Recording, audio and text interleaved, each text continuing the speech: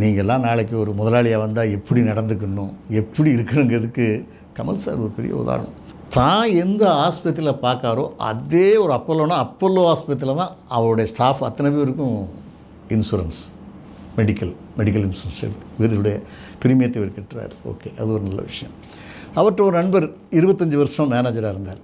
அவர் 25 வருஷம் சம்பளம்லாம் எல்லாம் கொடுக்குறாரு, நல்லா பார்த்துக்கிறாரு, கவனிச்சுக்கிறாரு.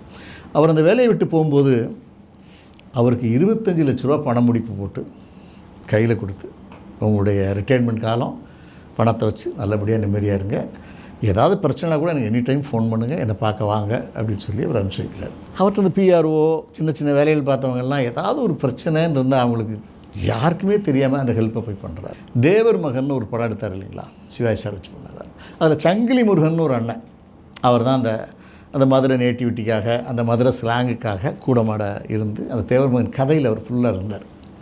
அதுக்கு ஒரு பெரிய சம்பளமும் கொடுத்துட்டார். சமீபத்தில் சங்கிலி முருகனுக்கு தேவர் மகன் படம் வந்து 20 வருஷத்துக்கு மேலே ஆச்சு, 20-25 வருஷத்துக்கு 30 வருஷமே ஆச்சுன்னு நினைக்கிறேன், 30 வருஷம் இருக்கும்.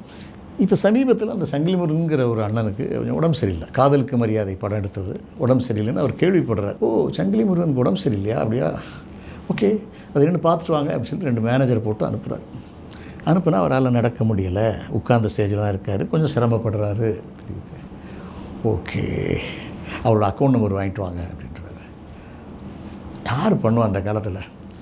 5 லட்ச ரூபா ஒரு 2 மாதத்துக்கு முன்னால் அவர் அக்கௌண்ட்டில் போட்டு எதுக்காக வச்சுக்கோங்க, உங்களுக்கு பயன்படும் அப்படின்னு கொடுக்குறாரு. எனக்கு தெரிஞ்சு சினிமாவில் இந்த அளவுக்குலாம் யாராவது போய் தேடி போய் உதவி பண்ணுறது, ஹெல்ப் பண்ணுறது, அவங்களுக்கு 1000 வேலை வந்துடும்.